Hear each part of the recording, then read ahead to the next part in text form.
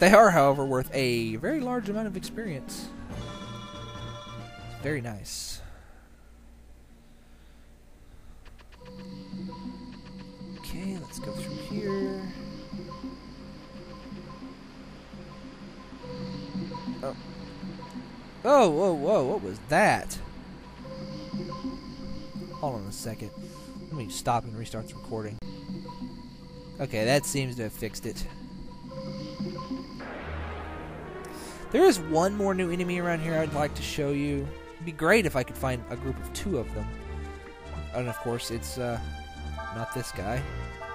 These guys actually can drop Scramus axes. If you have a steal ability, you can actually steal them from them. Although, it's relatively low chance, if I do remember correctly. I don't actually have my steal list up. I actually have 2 bestiaries. One for just general information, and then I have a second one that actually just shows has the enemy's name and then what you can steal and what they drop, and then next to it is the percentage chance of each one dropping or stealing it. And I actually don't have that up right now. The one I have up now has the enemy's name, their family. For example, the Nut Troops are humanoid enemies. How much experience and zenny they drop, and their item 1, item 2, which is their steal item, their drop item, and then any abilities they learn, which is pretty much what I have. It's the bestiary I have up now. It's my general purpose bestiary. I'm typically not worried about stealing. Most of the enemies in this game are really not worth stealing from.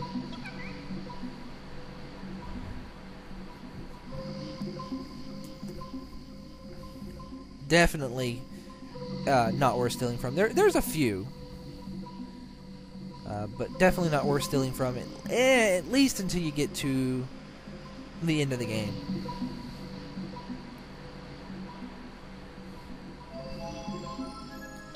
But she's shrinking. Honey, I shrunk the princess. Never mind that if she were actually that small, she would freeze to death.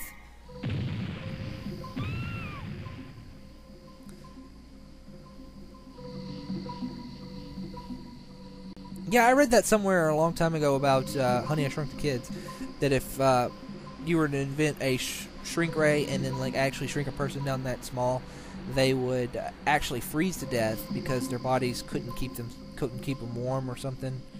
I don't know. That's not good.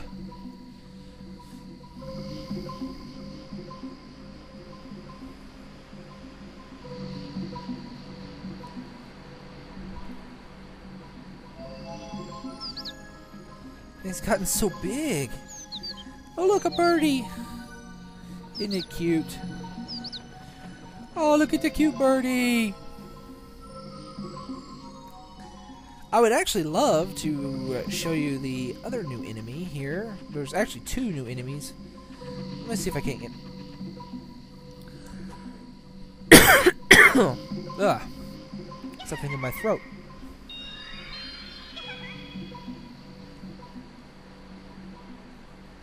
Huh.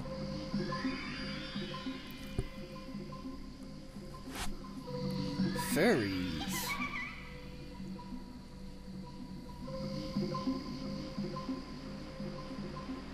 What? Please don't poke me in the eye. That's not friendly.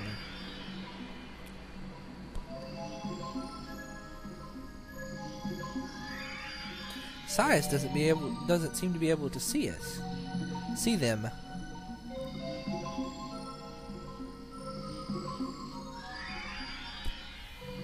So Urshan and Ryu can see. In fact, Urshan can headbutt them.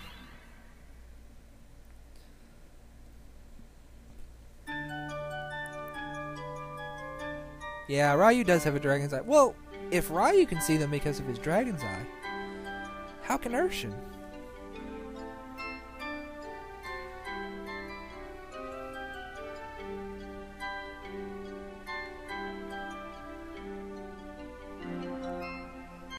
Ah, she got... Okay.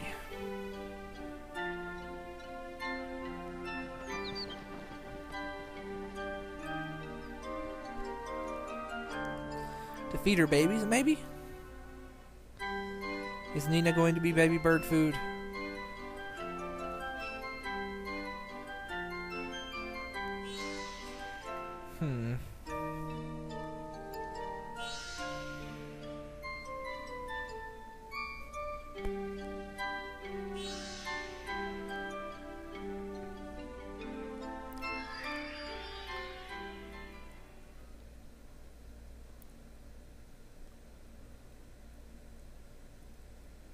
That sounds like a plan, Urshan.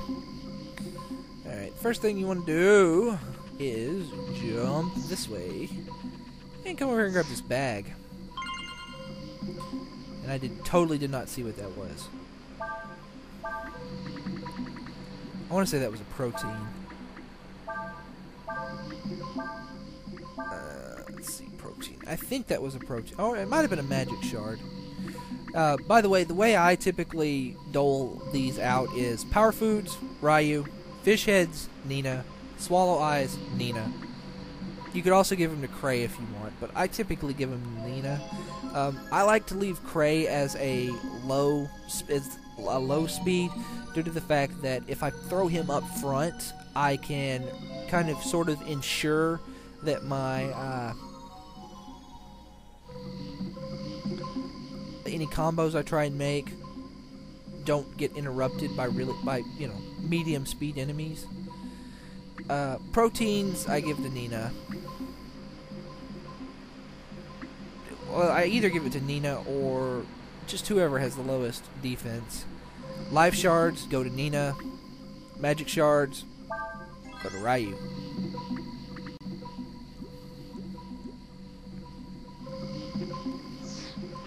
Jump down here.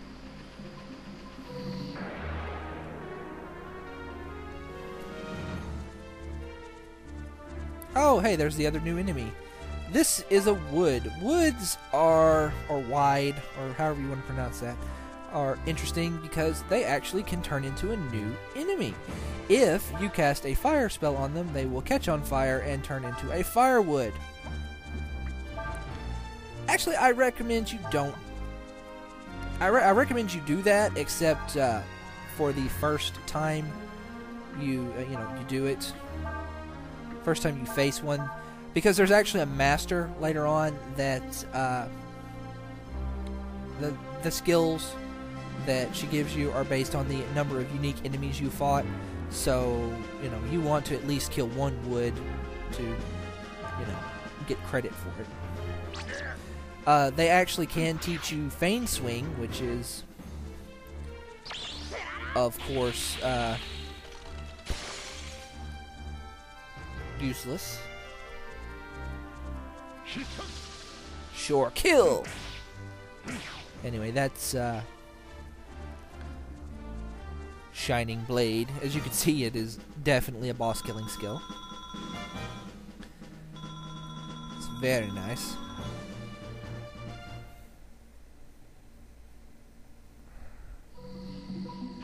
Alright. Let me see if I can't get in a fight with one more wood. Or I could get Nina back.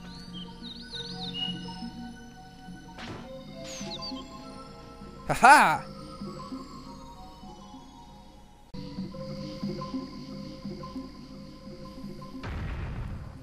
Wake up!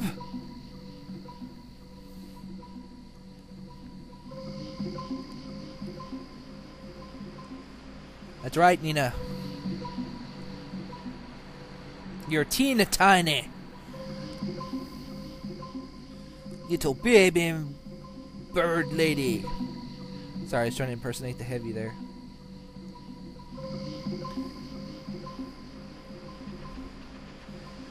Anyway, you want to jump down here and head this way, where you're going to be stopped by our next boss. Nina has a lot of dual bosses, actually.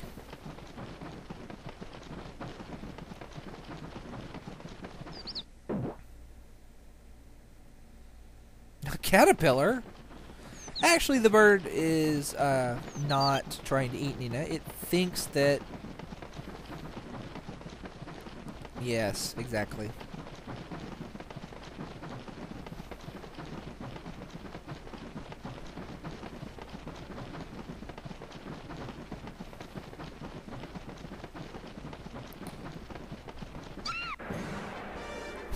I love that reaction there. It's kind of funny.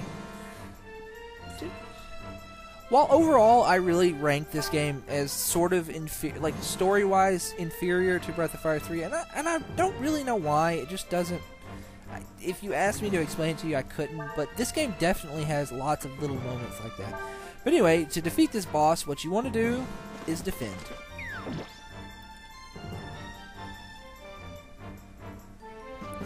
Just defend.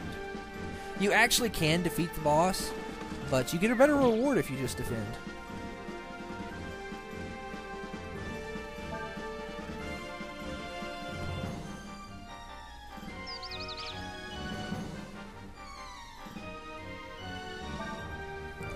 How many games are there, do you think, that you actually end up fighting a...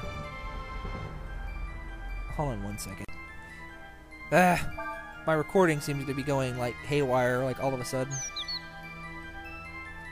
But how many games do you think there are where you actually get to fight, like, a common bird as a boss? Because you've been shrunk. You know, actually, now that I think about it, this has actually happened in Breath of Fire before, hasn't it? In the first game, you get shrunk itty-bitty, and you have to fight some cockroaches to save some mice. Huh. No, but just keep defending, and eventually the bird will run away.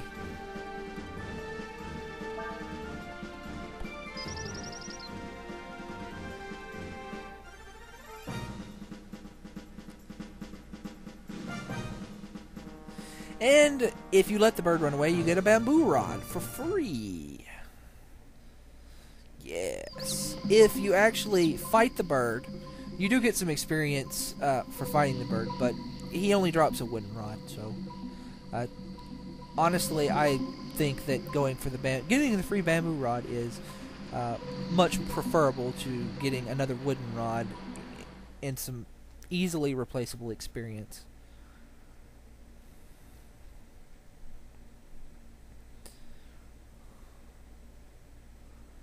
Perhaps I should just continuously headbutt it.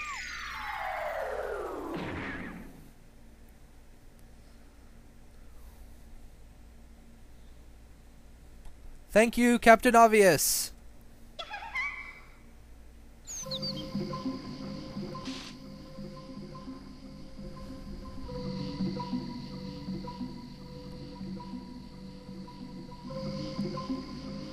I don't know. When I say things like this game's inferior to Breath of Fire 3, it makes me sound like I don't like the game, but I really, really, really do like this game. It's just, I don't know, it's just a lot different than Breath of Fire 3. And there's a lot of things that I prefer Breath of Fire 3 over, but don't take any negative comments on my part to mean that I actually don't like this game, because I really do like this game. It gets a lot of things right, like the combo system, and things like that. There's lots of interesting characters. The synergy between the characters is really nice. In fact, honestly, the battle system in this game is like way better than Breath of Fire 3's. But yeah, my recording software seems to be going a little nutso today. I'm hoping this comes out alright. Because if it doesn't, I don't have time tonight to re-record this. So... Oh, so Crazed Daddy.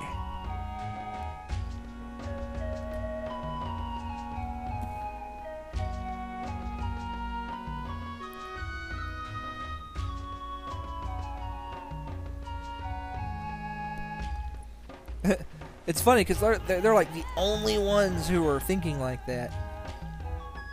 Let's see, is there anything in here? Oh, it's her.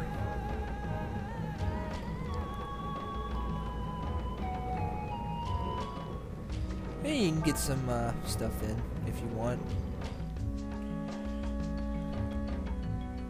You can talk to her if you want, if you have any questions. Nope, fairies though.